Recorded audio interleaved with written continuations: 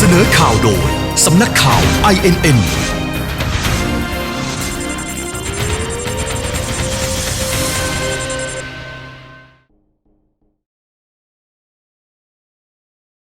าฬิกา1 นาทีมาติดตามข่าวกับดิฉันอัชราจ้อยจาจากสำนักข่าว INN ค่ะ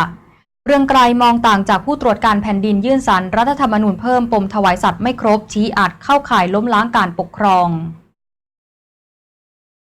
นายเรืองไกร ลีกิจวัฒนะอดีตสมาชิกพรรคไทยรักษาชาติเปิดเผยกับสำนักข่าว INN ว่าในวันนี้จะเดินทางเข้ายื่นต่อศาลรัฐธรรมนูญในประเด็นถวายสัตย์ปฏิญาณตนไม่ครบของนายรัฐมนตรีและคณะรัฐมนตรีในประเด็นตามข้อกฎหมายที่แตกต่างจากความเห็นของผู้ตรวจการแผ่นดินที่ได้มีการยื่นต่อศาลรัฐธรรมนูญแล้วโดยประเด็นที่แตกต่างและเป็นสิ่งสำคัญคือการถวายสัตย์ปฏิญาณตนไม่ครบของนายรัฐมนตรีและเป็นการปกครองโดยมิชอบเข้าข่ายล้มล้างการปกครองตามมาตรา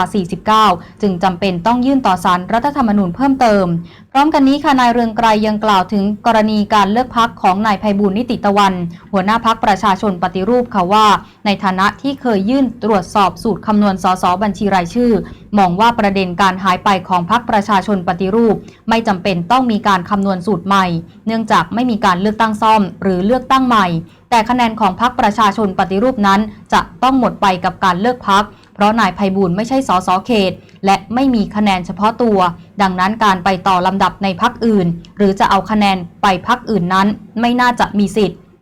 อย่างไรก็ตามที่นายไพบูลย์อ้างข้อกฎหมายตามมาตรา 101 วงเล็บ 10 ว่าสามารถเป็นสสบัญชีรายชื่อต่อได้เลยนั้นก็เป็นมุมมองของนายไพบูลย์เองแต่ส่วนตัวมองว่าเป็นไปไม่ได้และเชื่อว่าประเด็นนี้จะกลายเป็นอีกหนึ่งเรื่องที่จะต้องมีการยื่นให้ศาลรัฐธรรมนูญเป็นผู้วินิจฉัยชี้ขาดค่ะ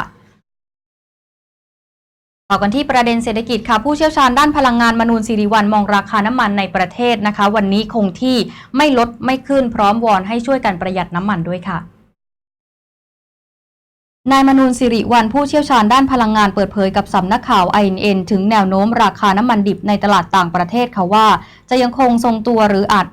ปรับขึ้นเล็กน้อยโดยมีปัจจัยมาจากสำนักงานสารสนเทศด้านพลังงานสหรัฐหรือ EIA รายงานปริมาณน้ำมันดิบคงคลังสหรัฐปรับลดราว 10 ล้านบาร์เรลขณะเดียวกันก็มองว่าวันนี้ค่ะโอกาสที่ราคาน้ำมันขายปลีกในประเทศปรับ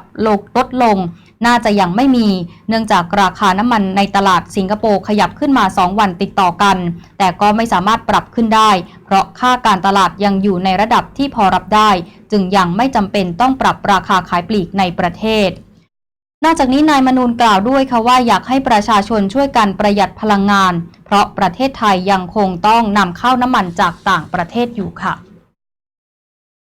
ปิดท้ายกันที่สภาพอากาศวันนี้ค่ะกรมอุตุนิยมวิทยาค่ะเตือนพายุโพดุลนะคะทำภาคเหนือภาคอีสานภาคกลางภาคตะวันออกและภาคใต้ฝนตกหนักมากขณะกรุงเทพและปริมณฑลมีฝน80%ค่ะกรมอุตุนิยมวิทยาออกประกาศเตือนพายุระดับ3โซนร้อนโพดุลฉบับที่9ลงวันที่30สิงหาคม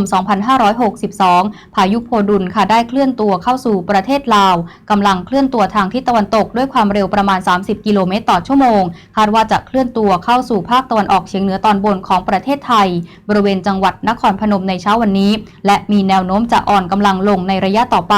ซึ่งจะทำให้ประเทศไทยมีฝนฟ้าคะนองหลายพื้นที่และมีฝนตกหนักถึงหนักมากบางแห่งในทุกภาคของประเทศ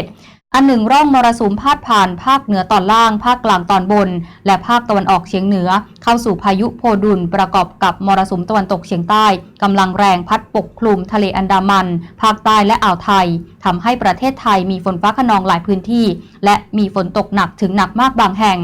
ส่วนคลื่นลมบริเวณทะเลอันดามันและอ่าวไทยตอนบนค่ะจะมีกำลังแรงโดยมีคลื่นสูง 2-4 เมตรและบริเวณที่มีฝนฟ้าคะนองคลื่นสูงมากกว่า4เมตรขอให้ชาวเรือเดินเรือด้วยความระมัดระวังค่ะโดยหลีกเลี่ยงบริเวณที่มีฝนฟ้าคะนองค่ะเรือเล็กบริเวณทะเลอันดามันและอ่าวไทยตอนบนงดออกจากฝั่งนะคะขณะที่พยากรณ์อากาศพื้นที่กรุงเทพมหานครและปริมณฑลค่ะพบว่ามีเมฆมากกับมีฝนฟ้าคะนอง80%ของพื้นที่ค่ะจบการเสนอข่าว 8:06 นาทีค่ะ